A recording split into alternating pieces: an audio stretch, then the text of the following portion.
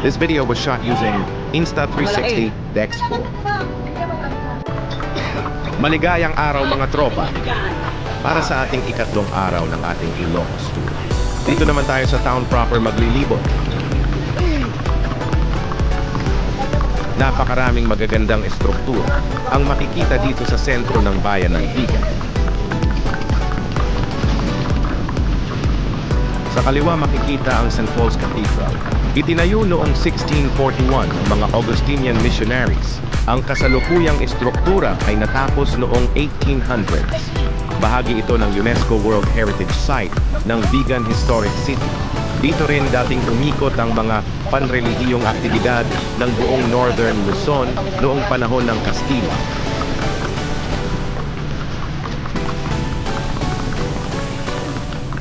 Ito ang munisipyo ng bayan ng Vigan.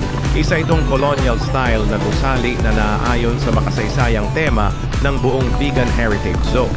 Makikita ang klasikong arkitekturang may halong Spanish colonial at Filipino design. Kadalasang may puting pader, kapis windows at simpleng elegance. Sa harapan nito, madalas ganapin ang mga flag ceremonies, public programs at okasyong pampamahalaan. Napakaraming ancestral houses sa bayan ng Vigan at sila ang dahilan kung bakit tinaguriang UNESCO World Heritage City ang lugar. Ang mga bahay na bato na ito ay taglay ang impluensyang Espanyol, Chino at Filipino at patunay sa mayamang kasaysayan ng Vigan. Bunga nito ang pagiging sentro ng kalakalan at kolonyal na buhay sa Ilocos noong panahon ng Kastila.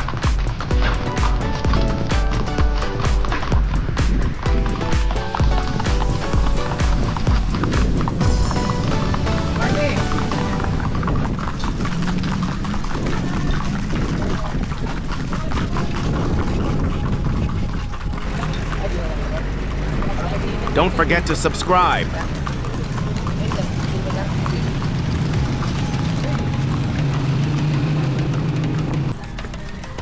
Ating puntahan ang isa sa mga pinagmamalaking pamana na pinagkakakitaan ng mga tao dito sa bayan ng Vigan. Ito ay ang pagbuburnay o paggawa ng mga pottery.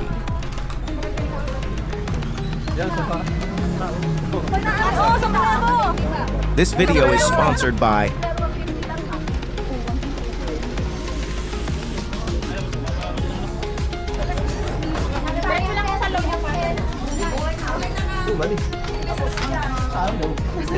Ang pottery sa bayan ng Vigan ay isa sa pinakaimportanteng kultural at tradisyonal na sining ng lungsod. Kilala ito sa tawag na Burnay Pottery. At ito ay bahagi na ng pamumuhay ng mga Ilocano mula pa noong panahon.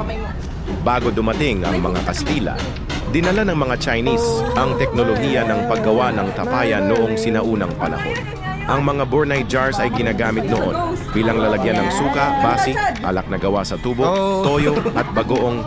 Ito ay isa sa mga pre-colonial craft na patuloy na nabubuhay hanggang ngayon.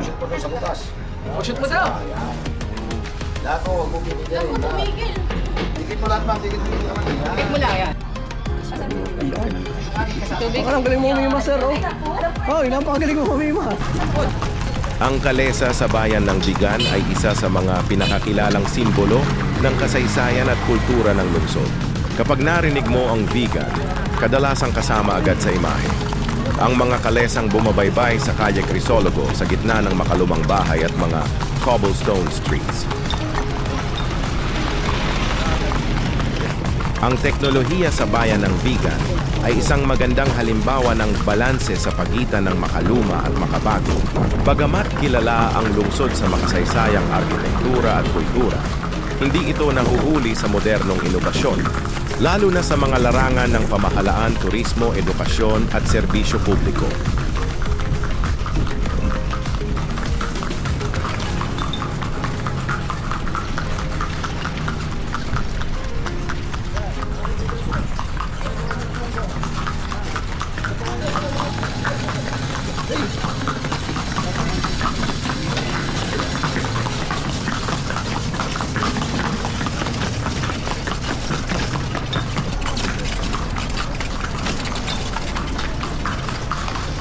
Siyempre, pag sinabing Ilocos Tour, hindi ito makukumpleto pag hindi napuntahan ang makasaysayang Calle Crisologo sa bayan ng Vigan. Ang Calle Crisologo ay isang tunay na hiyas ng kasaysayan at kultura sa Pilipinas. Pinangalan sa Mena Crisologo, isang Ilocano na makata at lider. Dati itong sentro ng kalakalan sa Vigan, kaya makikita mo pa rin ang mga lumang bahay na ginawang tindahan, kainan at museo. Isa ito sa pinaka-iconic na kalye sa bansa. Dahil sa cobblestone streets, bato-bato ang daan, parang nasa ibang panahon. Mga bahay na bato na galing pa sa panahon ng mga Kastila, kalesa na dumaraan, nagbibigay ng throwback sa Spanish-era Philippines.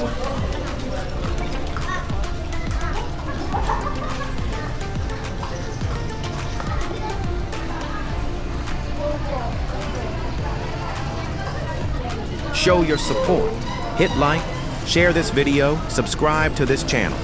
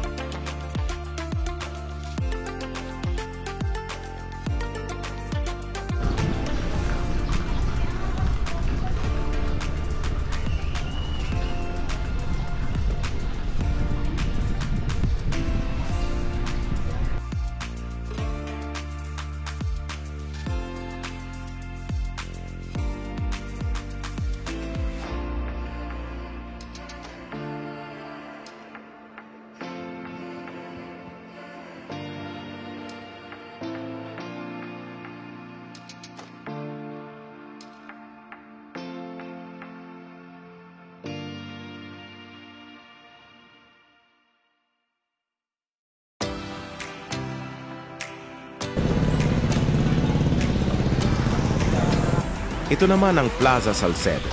Ang plaza ay tinawag na Plaza Salcedo bilang pagpupugay kay Juan de Salcedo, ang tagapagtatag ni Villa Fernandina, ngayon ay Vigan, noong 1572. Dito rin nilitis at pinatay si Gabriela Silang noong Setyembre 1763. Isang mahalagang pangyayari sa kasaysayan ng revolusyon sa Pilipinas.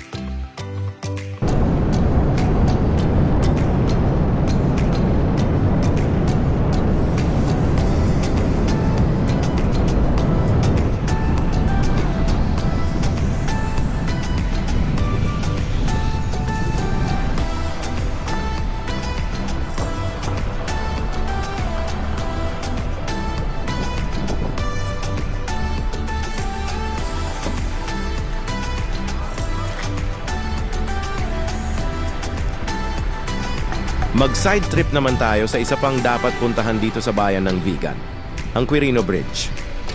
Ang Quirino Bridge na matatagpuan malapit sa Vigan, sa bayan ng Bantay, Ilocos Sur. Ito ay isa sa pinaka-iconic at makasaysayang tulay sa rehiyon at may mahalagang papel sa kasaysayan, turismo at transportasyon ng Ilocos. Itinayo noong panahon ng pananakop ng mga Amerikano at patuloy na ginamit sa panahon ng panunungkulan ni Quirino. Isa ito sa unang tulay na bakal sa rehiyon at isang halimbawa ng lumang arkitekturang pampubliko. Ang disenyo nito ay kumakatawan sa engineering heritage ng Pilipinas sa kalagitnaan ng ika-20 siglo. Noong Bagyong Feria, 2001, nasira ang isang bahagi ng tulay dulot ng rumaragasang tubig ng Abra River. Sa kabila nito, na-rehabilitate agad ang tulay sa loob ng 22 araw. Isang tagumpay sa disaster response sa infrastruktura ng gobyerno. Simbolo ito ng resilience at determinasyon ng mga Ilocano.